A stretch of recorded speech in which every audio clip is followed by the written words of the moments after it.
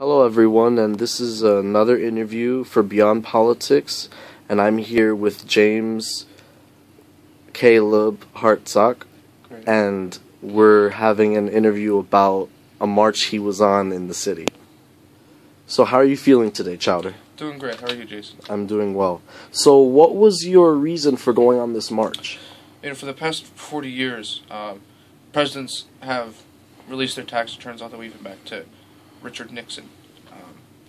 I think that it's imperative for presidents to instill confidence in the American people, and I think that keeping secrets, like Donald Trump is doing right now, doesn't instill a lot of confidence.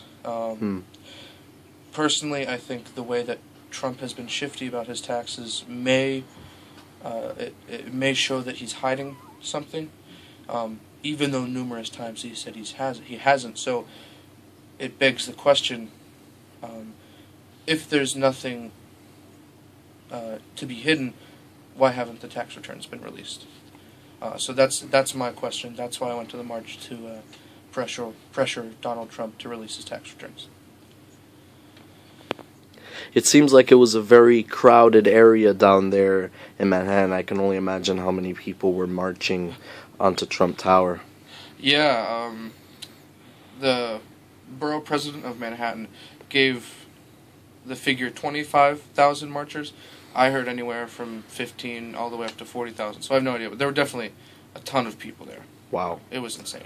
So what was the experience like for you to do that march? The experience mostly was fantastic, cordial. I've been to the city, many times, and I never noticed people smiling. A friend actually made that observation. He never sees people smiling, he never sees people happy. And when I was at the march, being with like-minded people seemed to bring good out of people, I think. Regardless of what the cause was, I think being around people who believe the same thing as you do and who are happy to exercise their rights, it brings some good, some good vibes. There were a few things I did not enjoy about the march. The first one being the hostility towards President Trump. It's no secret that I am not a fan of President Trump, but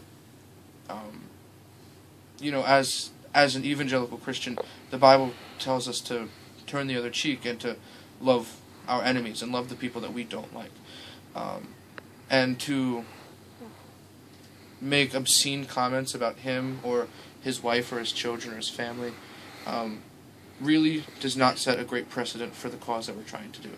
The civil rights movement wasn't won by saying F Trump, or rather, F these people that are trying to beat up black people, but it was just done by peaceful protesting and nonviolent acts. The same thing for the suffrage movement for the United States.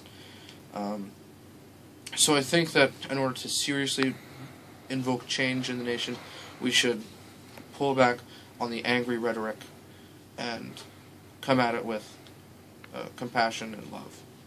That's good. I've been a part of a march before, and it was only 50 people, so I could imagine having thousands and thousands of people surrounding you for something like this, so that's pretty interesting. Yeah. What are you hoping that this will project for the future? I'm hoping that marches like the one I attended continue to prove that protesting and rallying really do make a change in our nation. Public rallies bring attention to cause, they spur up support, and they just get the word out, regardless of what stance it is.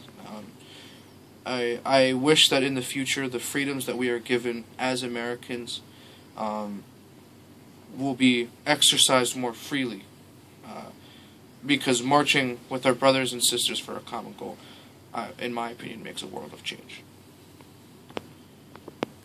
Alright everybody, we're going to take a quick commercial break, and we'll be right back with this interview with James Hartsock. over to China. China. You take China. China. I love them. China. I have to have my China. China, because China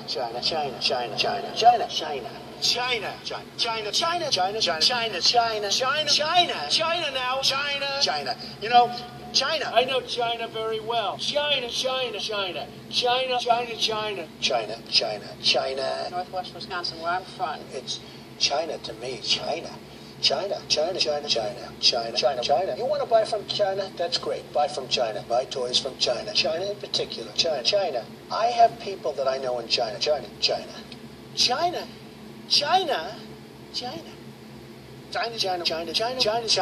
I've been saying China. China.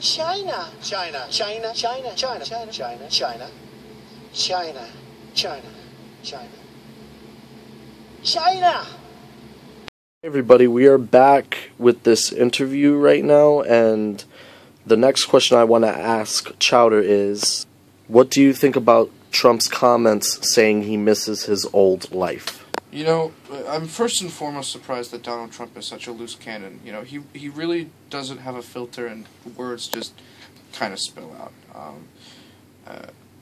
Saying that you miss your previous life and going on about how the job that you applied for is hard really doesn't instill a lot of confidence in an already divided America.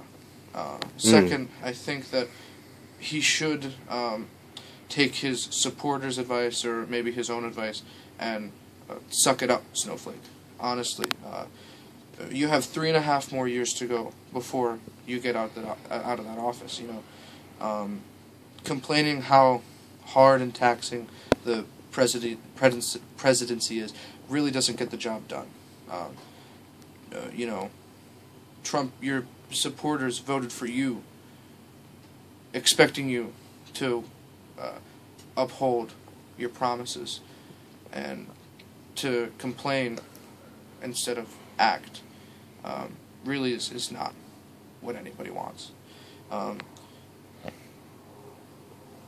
He just kept saying, you know, how great America will be, and missing his old life and complaining about the job that he got. Really, just it shouldn't be something the president should be saying. That's an interesting thought, and I agree with that too. Now, on a fun note, what do you think about the upcoming movie Star Wars: The Last Jedi, and are you excited for it? I'm so excited. I think the teaser trailer they gave us was fantastic. It didn't really give us a lot, but it also gave us a few windows into what the story is going to be. I really hope it's you know, like an Empire kind of feel, kind of dark. At least it seems that way from the trailer. So I'm excited to see how Rey does in her Jedi training, and I'm excited to see you know, Mark Hamill. I'm excited to see Luke be on screen a little bit more, and I'm excited to see how the story goes as they continue into the second and third movie. And the final appearance of Princess Leia, yeah, aka Carrie Fisher. Yeah, that's true. Hopefully they worked her in really well. Yeah. Yes. Well, thanks, Chowder. This has been James Caleb Chowder Hartsock, and he's been interviewing here for Beyond Politics. Thank you so much, Chowder, for this having this interview with us. Yeah, thank you, Jason. I appreciate it. No problem. Good night, folks.